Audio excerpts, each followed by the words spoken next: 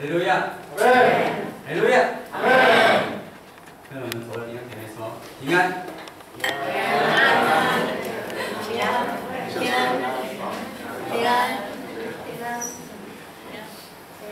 再讲一句，愿你幸福。愿你幸福。愿你幸福。我们信耶稣哦，要信得幸福。我们信耶稣要信得真诚。我们信耶稣要信到神的圣灵的水流的当中。阿门。今天我们要分享一个题目是非常的宝贵，诚实圣洁的心，圣洁诚实的心，这是一个我们基督徒一生最困难的功课，也是必须要学习的功课。阿门。我们一起来读我们的讲题经文。使徒行传第5章1到11节，我来读我的第1节，弟兄姐妹念第2节。请。另外有一个人名叫亚拿尼亚，他和他的妻子撒菲拉卖了一些的田产。请。他留下一部分的钱，把剩下的交给使徒，这事他的妻子也同意。彼得对他说：“亚拿尼亚，为什么让撒旦控制你的心，使你欺骗圣灵，把卖田产所得来的钱留下一部分呢？田产没有卖出是你的，卖了以后钱也是你的，你为什么存心这样做呢？你不是欺骗人，是欺骗上帝。”亚拿尼亚一听见这话，就倒下去死了。听见这事的人都非常的害怕。有些年轻人进来，把他的尸体裹起来，抬出去埋葬了。过了有3个钟头，他的妻子进来，还不知道已经发生了事。彼得对他说：“告诉我，你们卖田产的钱都在这里吗？”他回答：“是的，都在这里。”彼得说：“你们为什么串通来试探主的灵呢？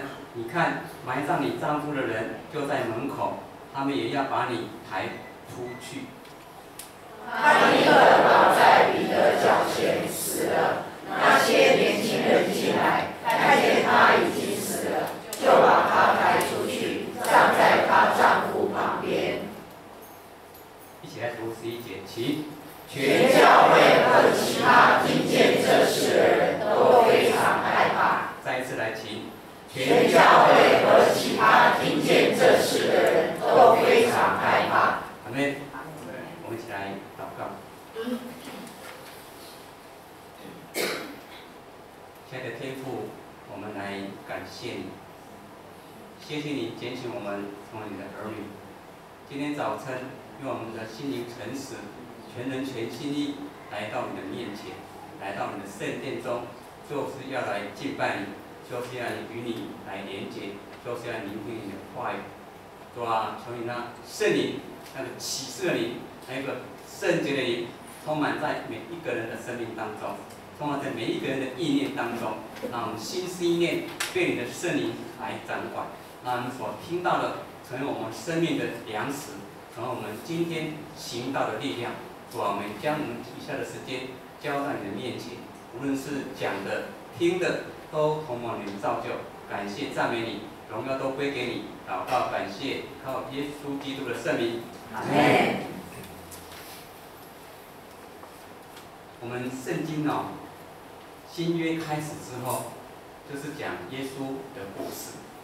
马太福音、马可、路加、约翰，耶稣的故事讲完之后呢，对，升天复活之后呢，圣灵降临在整个耶路撒冷城的当中。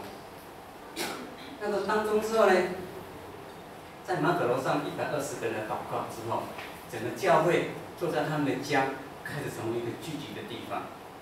然后他们就行出耶稣所教导的各种话语，都是他的真理，在整个教会当中，使他们怎么样同心合意彼此相爱天天拨饼聚会在家中哇，你们想一想，对我们教会内才1个月内拨饼1次，不是说多少次都说他们这样的勤奋，这样的国民聚会，可想象他们什么样的敬虔跟主来连结。还有呢，难能可贵是什么？同心祷告，祷告的时候怎么样？那地都震动啊，阿们。我们祷告看地都震动没有？祷告之后地还是没有发生，自己也没有震动，阿们。他们呢，地都震动啊！哇，那所以是多大的神的同在！这样一个教会当中，那这样子的教会当中，神要做什么事情？做一件很重要的事情，就是当我们有圣灵充满的时候，你有能力的时候，对不对？你可能会做一些不讨神喜悦的事情。所以在这个当中，神要做一件事情，做什么事情？说是从里面的生命里面哦，要行出那个真理来，那个诚实来，这样你的能力哦，才能够祝福人，才能够成为神的器皿。阿门。如果你被圣灵充满了，哇，能力啊 ，power， 可是你做那些不是讨神喜悦的事情，做那些毁坏福音工程的事情，那没有用。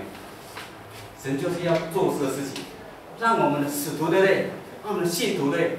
圣灵充满在当中，对，有能力传讲神的话语，还有呢，从里面有个诚实的心，要不然行这个诚实的心，在我们的生活生命当中，这就是《使徒行传》第5章上帝的旨意，阿们。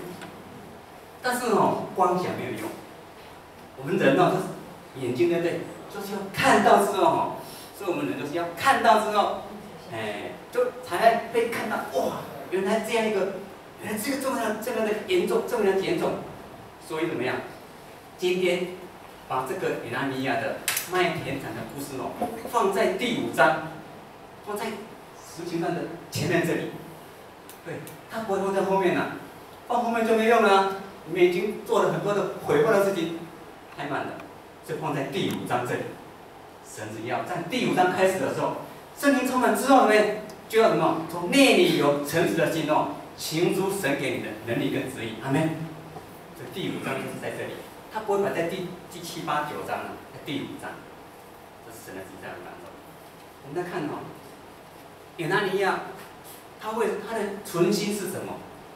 在麦田场的当中，对，那个教会哦，是一个彼此相爱的教会，将他们的财物哦，都拿来教会哦，大家使用。哇，现在人都不知道哦，都不想愿意让他知道你多少钱，对不对？他说：“把钱拿出来分给大家用嘛，对不对？”说以前他们是什么？把那个家里面那个财物啊，拿来教会给大家使用嘛。你们想想看，他们多么的彼此相爱，多么遵行神的律法，阿门。我们跟他比哦，差很多。所以他们的教会哇，大大的兴旺。然后呢，这当中哦，他们就不但是什么卖那个。把把家产拿到教会来，还怎么样？卖田地跟产房，房子跟田地都卖了把那个钱拿来使徒缴钱，这是我们卖田产的钱，在你面前。他们是这样的，将他们的所有的财产献在上帝面前，哇，不容易了，阿们。但是其中神提到什么？有个约瑟叫做巴拿巴，叫劝慰子，他什么卖了田产把田产放在使徒脚前给大家使用，然后呢，再讲一个反面的例子，就是以拿尼亚跟他的妻子撒非拉，他们卖了田产怎么样？私下留下一部分来使用。哇，我们来看看他们两个心是什么心？上帝就是要用这个例子来对待我们的心，我们的心是怎么样，然后神怎么样？当他们这样启用神的时候，怎么样？立刻扑倒。哇，那立刻断气，就没命的意思了。哇，这个太严重了，立刻扑倒。神为什么这样的愤怒呢？有原因，是吗？因为在当时的地方对，卖东西对，一定有一定的什么价格。卖田地对，一甲地对值多少钱？一栋房子对值多少钱？他们都很清楚。所以以拿尼亚跟撒非拉他们应该是有这个田地，然后可能可以卖到1000万的这个新台币。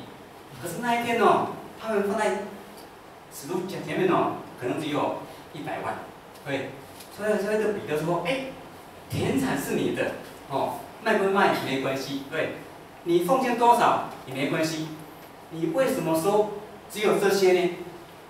我卖的卖了很多，那你为什么只有拿这些呢？也是明显的哦，欺哄神。也拿人家是存心欺骗神，他说是怎么样？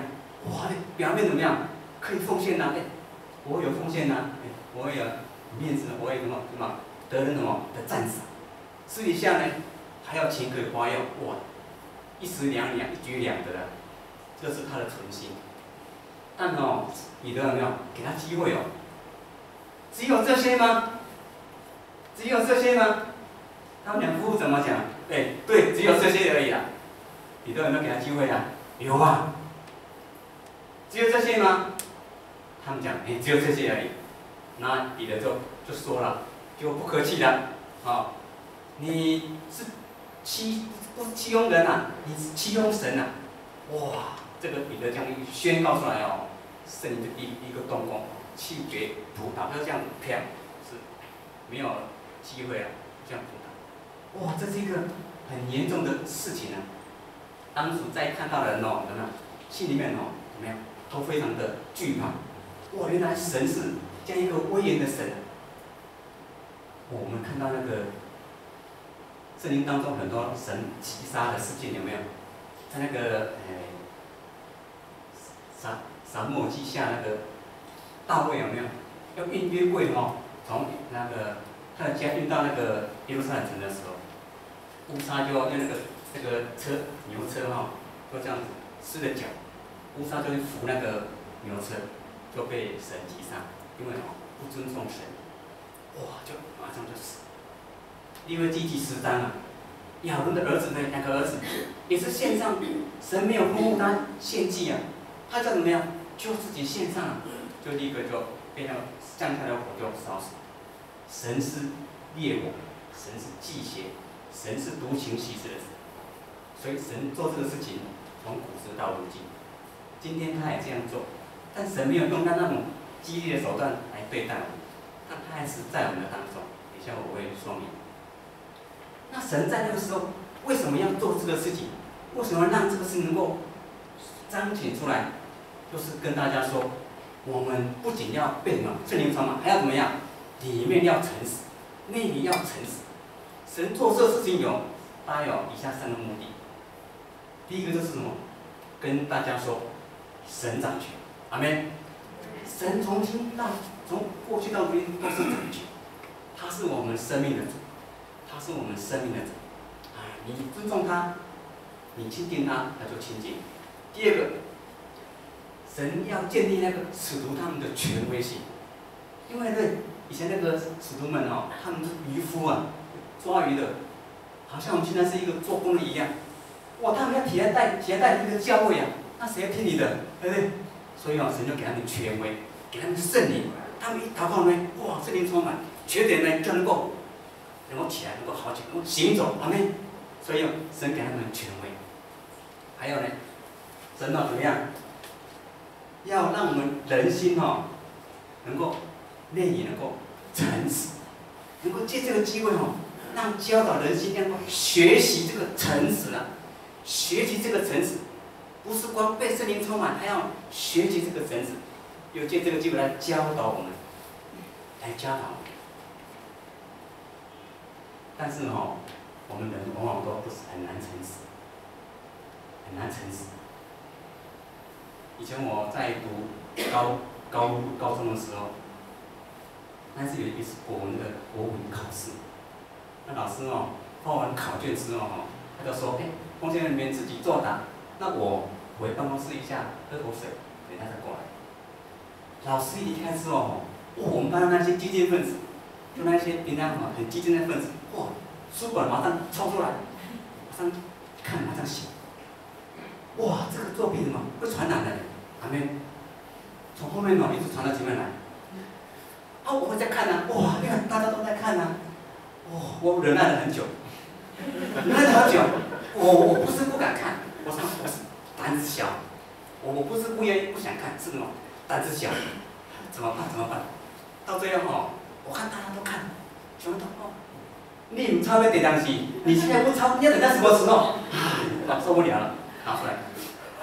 结果哦，我是胆子最小的人，都看完之后，我正在拿出来，正要抄第一个字，还没有抄第一个字呢，老师进来了，看到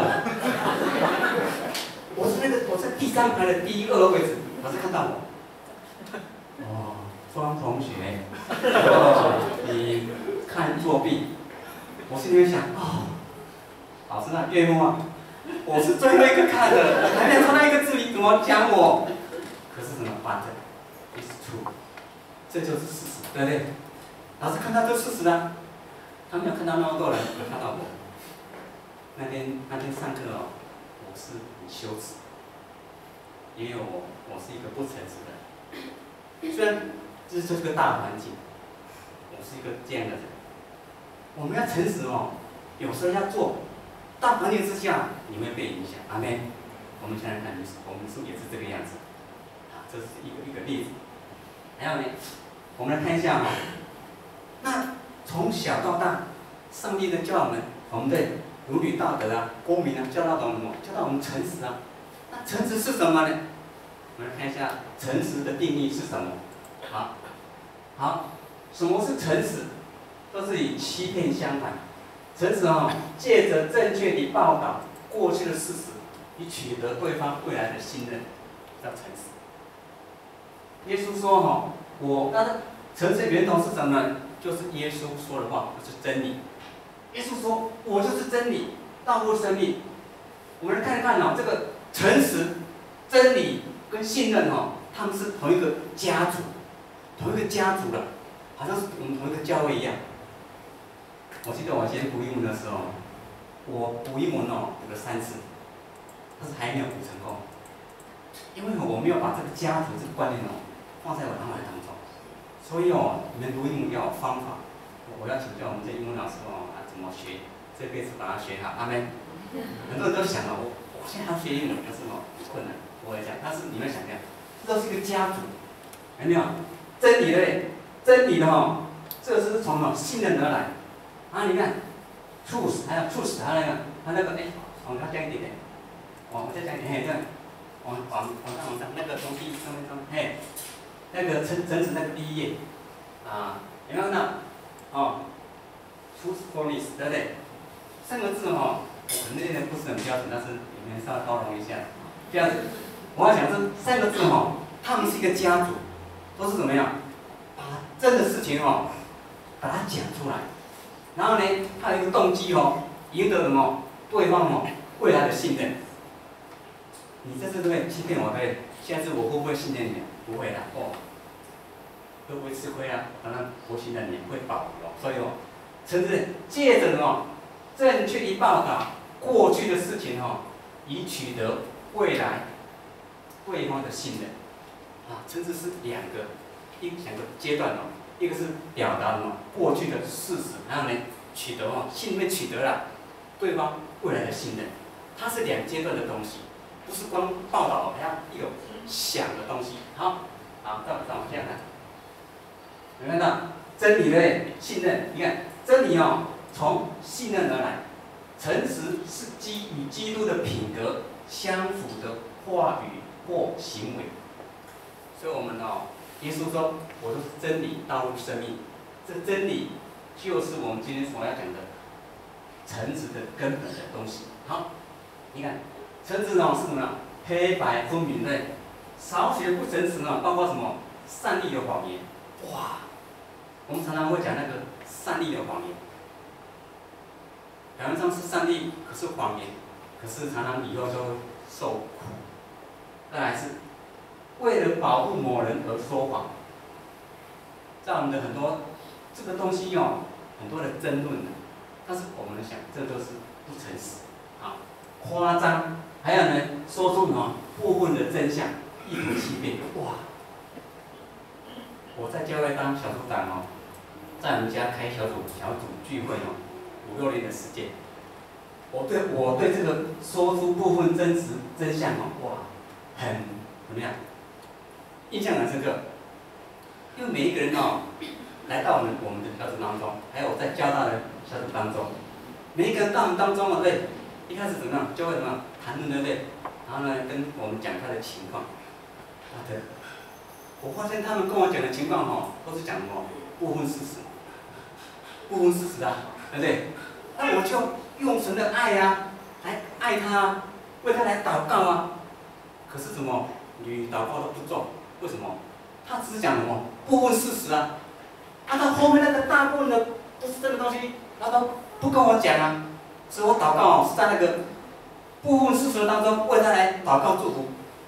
后来想祷告，后来也没有什么果效，因为怎么样？他只是什么讲部分的真实啊，那也不够诚实啊。哇，这个把我整得七荤八素。所以我对这个部分诚实哦，我现在就有个方法，我会观察哦，他跟我讲这个部分事实之后哦，我还去想一想，然后呢多观察他几次观察他玩一个礼拜、1个月，或者是3个月、半年，观察之后再慢慢的跟他来切近，找到他整人的当中，再为他全力的祷告。否则的话你这样打这边，他是打这边，打那边，打不中他，还是一样。他怎么样没办法改变他的心意？为什么？因为他内里那个东西还是不诚实啊，还是没有真实的面对他自己里面那个情况，他那个环境，自己那个软弱，自己那个不足，还是没有办法，因为他散，永远找不到那个根源。所以这个部分的不诚实就是神不讨喜悦的东西。但是有时候某些情况牵涉到人性的软弱部分，暂时你不用讲，但是就是不要用假见证陷害。我讲这个就是，有时候我们某一些情况是可以不用讲，因为那个讲出来之后会伤害到人，那个区块你就不要讲，暂时保留。但是我们至少不要用假见证陷害人，这是我们的这样一个期望。这就是我们所要养成的这个东西。我们谈的是怎样？诚实就大概是这样一个区块，它就是真理、真实，将过去的事实讲明白，期望赢得对方的信任。那我们要善意的谎言、部分的事实、意图欺骗、说谎，都不是神所喜悦的东西。我们都知道啊，每一个人都知道，小孩子都知道，每个人都知道，可是就做不到，做不到。而且很多那些人还利用这种欺骗的东西来得利。哇！所以我们今天要学习诚实、真实，在我们的当中。我们谈谈为什么我们会没有办法诚实？有几个原因。第一个就是什么？刚刚我讲这个考试的事情，在那个大环境之下你会跟着走。就是在大环境之下，你会跟着走，你没有办法做出诚实的心意。第二个呢，在生活当中你会轻忽了，不仅仅认为这个东西没有什么。以前我儿子志源在念国中3年级的时候，有一次他为了参加一个临时不知道参加什么事情，那一天就没有办法到学校，所以那一天后来就要怎么样，就要请假，对，要填那种请假单，因为做那件事情好像没有一个正当理由写那个请假的理由。那我们2个父子就讨论一下，志源你这个请假单这个要写什么理由啊？他还想不出来我也想不出来。后来就跟他想像这个拉肚子，就定这样，就这样。结果请假不久之后，有一天真的是拉肚子，他说：“哇，救命啊！救命啊！”我们都轻忽了，就这样方便行事就没有写出诚实来。我们常常都会犯这个小的错误。就这样就方便行事了，就可以啊，这样可以。可是呢，神是什么？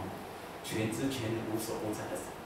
神不会像亚利亚这样子马上扑倒了，或者但是他会用这种方法让你受苦来对待我们。阿门。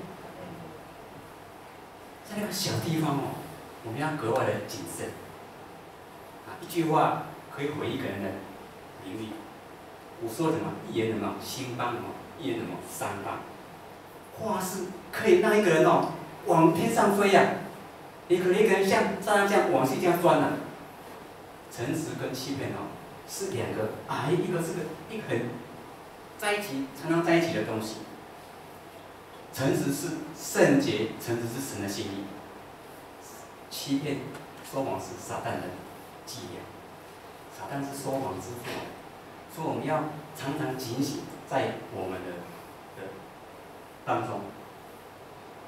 还有，如果我们对于在感情上面的不诚实，对于家庭婚姻的不诚实的时候，很多人为这个不诚实的生活情况付出什么很严重的代价。你看那个王建民，2010年的时候，他以前到大联盟打球啊，2年多连续19胜啊，这是一个选手来讲是一个很大的荣耀，对不对？哇，19胜啊！可是当他肩膀受伤之后，在佛罗里达州在静养的时候他就软弱了，他就开始过那种没有办法面对妻子诚实的生活。后来怎么样？后来那个邱小姐说，好，我就要来把事情把它讲出来。王建民他说，赶快就开记者会，承认他的不诚实。哇，对，承认之后呢，哇，你看所有的代言人，对不对？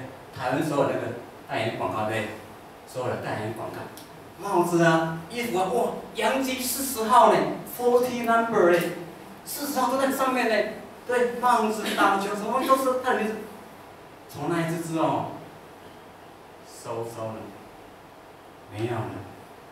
你看这样一个不诚实这个经历把它全部的这样东西降到快要降到低点。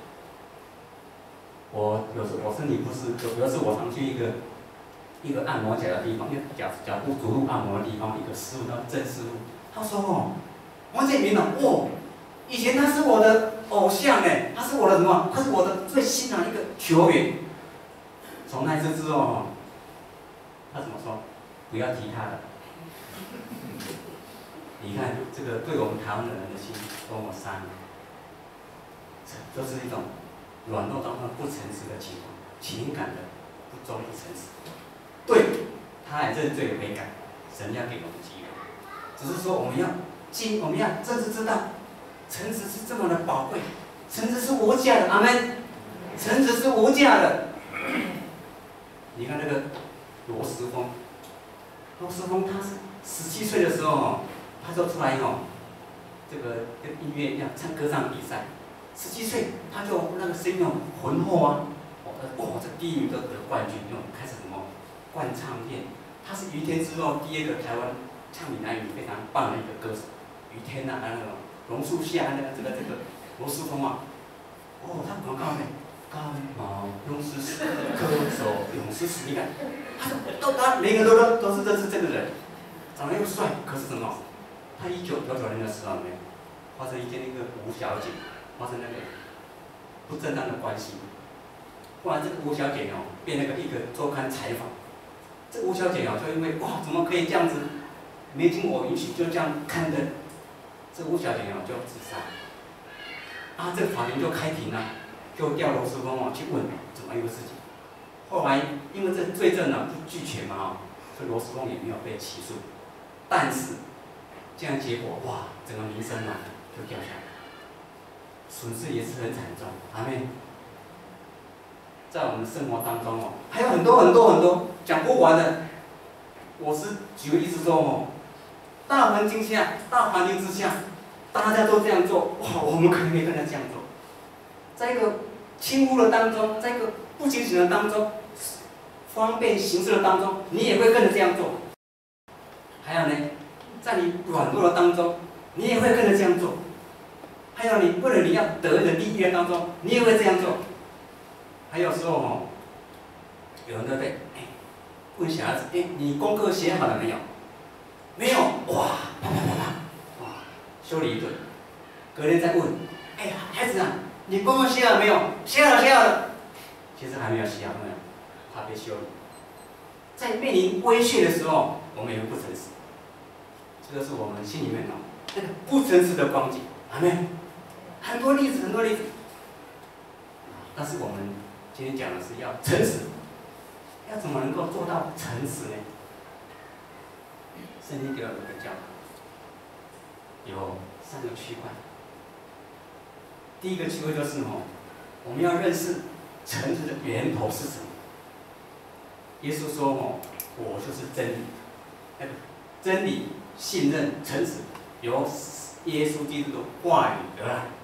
所以我们基督徒要能够尊敬神的话，要能够看重神、敬畏神，认为他时时刻刻就在我们的当中，阿们，就在我们的当中。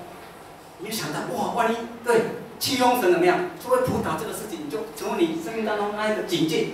我如果这样做，我会像你那一样这样的扑倒，其实这样的扑倒，哇，你就这样就警戒。所以我们要记得耶稣基督所说过的话，他所说过的那个话语，他的一些行为，就是我们的标准。阿们，这是第一个。第二个呢，我们要做到怎么样做到诚实呢？就怎么样？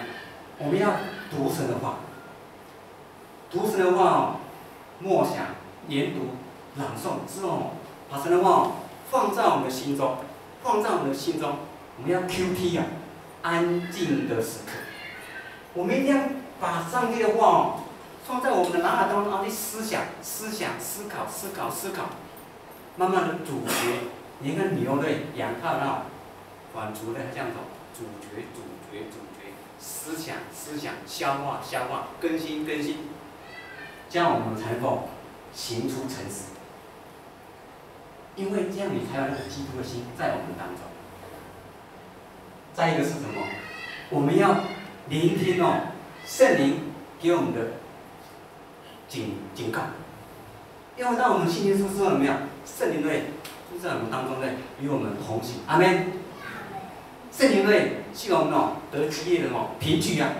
我们用这个圣灵同在得天上的凭据啊。那圣灵会提醒我们，你说这话怎么样不诚实？你说这话不真实，你这个话可能会伤到人，你要赶快去停止 stop， 不要再继续说了，我才会伤人。这就是圣灵要给我们提醒，所以要耶稣基督的言行，他的宝贝，还有他的话、思想，还有圣灵在我们当中来提醒我们。我85年的时候管我们单位的账，那个管账的时候，神就给你考试，给我考试。庄弟兄，你开始管账了哈，我就给你考试考一考，看你对这个金钱上面诚不诚实。我被上去考试也没有成功，也没有失败。你就说讲这话呢，没有成功也没有失败，到底成不成功有没有失败？就是没有成功也没有失败，勉强及格了。有一次我报那个账，我管2个账，一个公账，一个私账，对不对？我可以把私账怎么样？报给公账啊，那我私账呢就可以少支出400块啊，对不对？有一天我就拿着发票就从工程1馆要走去工程5馆报账，走到工程2馆1点的时候，走到一半的时候圣灵就提醒我，这个账不能这样报因为怎么样？你要私账报公账啊，这样不能这样报我心里面想，没关系走，继续往前走。结果圣灵说不能这样报我就赶快提下来。对，这个私账不能报公账，400块的账不多了，但是神用这个来考验你。神再提醒，就好，这个账不能报，怎么样？回头就回到我办公室坐下来。神对不起我做错的事情，软弱，你赦免我。这个花标在这边， 400块哦，我没有报哦，还是不会失散哦，我没有侵占公家400块的金钱哦，阿门，勉强回来。那天晚上哦，我去清华大学前面那个大学书局买东西，哇，我买了几样东西，文具嘛，我说给他500块，然后他找我45块，我跟那个小姐讲，小姐，我是拿给你500块啊，你怎么只还给我55块而已？那其他的钱呢？他说没有啊，你只拿给我100块而已，你只拿给我100块。哦，我说不是啊，我拿给500块啊。我们2个人就在那边争论了，店长就过来，啊，是什么代志啊？什么事情啊？店长说哈，我说哦，我拿给你那个小姐哦，我买的东西是15块，我拿给你的店员是500块，他少找我400块。店员说他没有啊，他只拿给我100块而已，说我找给他这个钱是合理的，争论不下。不然店长看好了这样了，方先生，你先回去，等我们电话。哦，我们打烊之后我们会结账，我们会调录影带出来看，然后我就勉强的回去，因为400块这样是很不甘愿，对不对？后来就回到家，到10点半的时候电话来，他说方先生，对不起啊，我们小姐看错了，你拿给我们500块，你明天你拿你发票来找，我再找你400块，阿门。早上400块不能报，没有报对，下午400块对，神还给我，阿门。神要这样来对待我们了，来跟你考试了。所以我说我们没有成功了，没有失败。感谢神，因为圣灵提醒我赶快回头 ，return，stop。所以圣灵他不像你一样这样对待我们，那怎么样？他给我们这样测试管教，让我们受警醒。阿门。就是我们要如何作为诚实在我们当中，领受上帝的祝福。你看我们圣经当中，对不对？约瑟，对不对？他被卖到埃及，后来呢，他的兄弟姐妹他的兄弟有没有到埃及的要拿粮食啊？他给他兄弟们考试了，考什么试？你们这个要给我说诚实话，我才接待你们。你们看那个创世纪第42章第8节开始那边，约瑟怎么说？你们是探子，你们是埃及要来探子的，把你关起来。他们怎么？不是，我们不是探子啊，但是我要给你们一个测试。后来就说，只要他们说诚实话，诚实我才放你们走，才给你们粮食。所以后来他们弟兄们就说诚实话。约瑟说，他们真是很诚实，把那个便雅悯人带过来，所以他们诚实，所以领受这个家族领受这样的祝福。还有那个约书亚对，就加勒，他们2个对被摩西对差派他那个约旦那边，差派那迦南对探那个军情啊，12个去10个就不敢说。他们亚纳族人他们巨门那样大，我去的话一定没命。就这2个人约书亚跟加勒，他们诚实、勇敢来讲出他们的情况，然后呢靠主来得胜。所以诚实是有力量的，诚实是可以得上帝的祝福。阿门。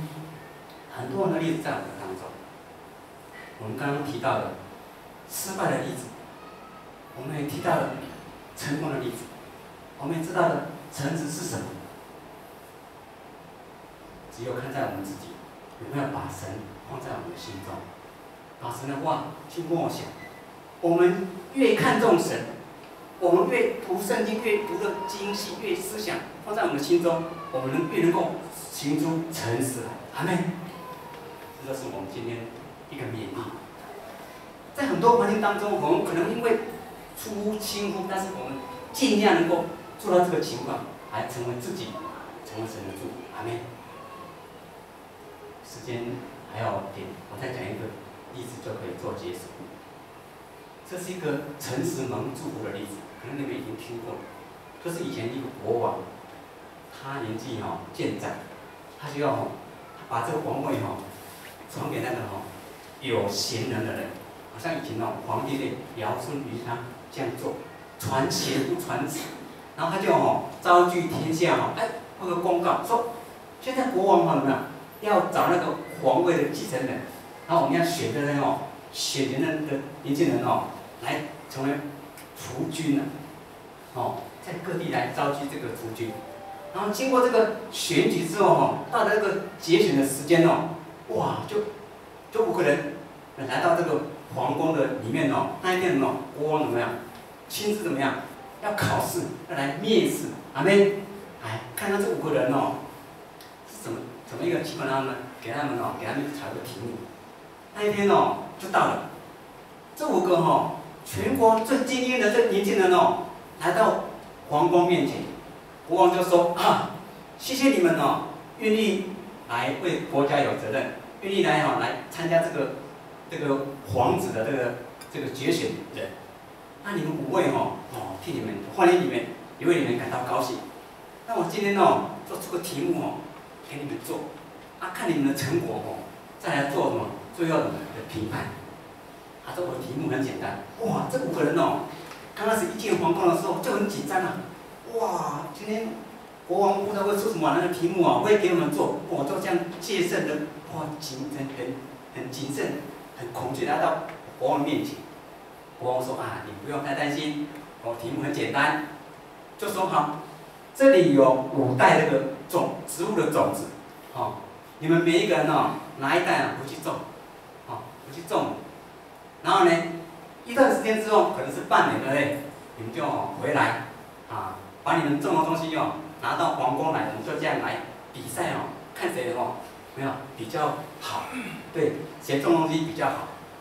结果半年过后之后，那一天我到了，哇，国王又开这个示范会，哇，第一个呢，把那个花草哇，漂亮真漂亮。国王说你第1号你这个花草做得更漂亮，你放着。第2号呢也很漂亮，第3号呢也很漂亮，4号也很漂亮，哇，都是非常的漂亮。第5号这个年轻人他说哇，就像打起大条他就谦卑的就俯伏在国王面前，国王你赦免我，你怜悯我，我种子怎么种都种不出来，我已经跟我们怎么种都种不出来东西一只蚂蚁也没有，什么都没有。你看这个土还在这里，在这里，国王赦免我，怜悯我。这个第5号这个年轻人跪在国王面前，俯伏来认罪，俯伏来认罪。国王怎么说？来人哇，不是狗肉大伺候，不是龙肉大伺候，是什么？来，一直给他做，阿妹。这位5号这个年轻人你就是我们国家未来的国王的继承人，请上座，阿妹。为什么呢？因为他是诚实的，因为国王给他的种子那是死种，那种子是死的，怎么种不出来？所以这个1、2、3、4号他们可以种出来用他们的方法去种，自己去买种子因为种不出来对，这个当天决选一定没办法得皇位一定输了所以怎么样？自己去买种子来种，哇，很漂亮大家都这样，每一个人种，可是那个种子是自己买来的。它是假的，为了要得利，只有这第5号这位年轻人就种不出来我就是种不出来一切的诱惑，一切的这样一个吸引，没办法打动他的心，就是诚实，真实的把那个情况把它讲出来，赢得对方的未来的信任，诚实给我们的祝福，阿们。这是个比喻它是当意境很深，这是我们的目标。我们看重神，神就看重我们；我们敬畏神，神就会来看重我们。我们内里诚实，起初在我们当中。感谢神，上帝没有用对待以拿尼亚这样子，让我们立刻就死亡。我们愿意来学习诚实。以诗篇37篇我们要以信实为粮。进到我们的生活，要以信实为粮，进到我们的生活当中。一来之下，耶和华在天上，要查看我们呐、行能力帮助那个心诚实像他的人呐、神也要帮助你们，帮助你们每一个人。阿门。我们来到上帝面前，我们可能做不到，我们就是要领受神的帮助来带领我们。我们一起来唱回应一首诗歌，主啊，我来到你面前。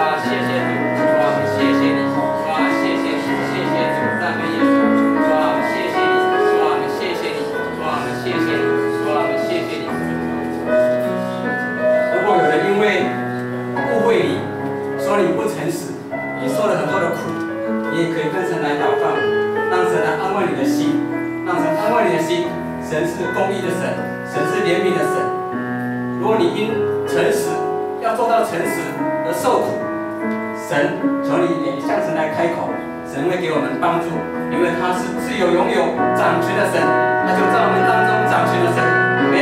我们来祷告去，我们感谢赞美你，带领我们，带领我们行神的真理来，行律的真理来，行神的真实来，帮助我们，帮助我们，真实面对我们的生活，真实面对我们的生活，帮助我们，帮助我们当中受苦的人，帮助我们那些软弱的人，起来，我们的话能够行出神旨来，帮助我们。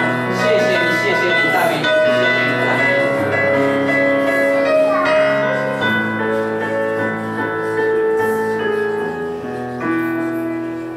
我们将我们的手放在我们的胸口，我们一起来做一个祷告。亲爱的天父，我来感谢你。我再一次来到你的圣光当中，求你的爱，用你的圣灵真理来光照我，让我从心里面能够愿意行出诚实来。我知道加给我力量，我凡事都能够做。一生的果效由心发出。我们要保守我们的心。求你加添我们的力量。过去我若有不诚实的行为，伤害到人，让你的没有得到荣耀。求你赦免，给我力量更新。哇，我愿意做出诚实的来。求你帮助我，求你加力量给我，让我能够胜过一切的环境，生活的艰难，各样的困苦，各样的引诱，让我能够真的靠你能够行出诚实来。诚实，你必要祝福我们。因为你是信实的神，你是从天上垂看，要帮助我们诚实的人。主，我感谢你，我来赞美你，荣耀都归给你。祷告感谢，靠耶稣基督的圣灵。哈利路亚。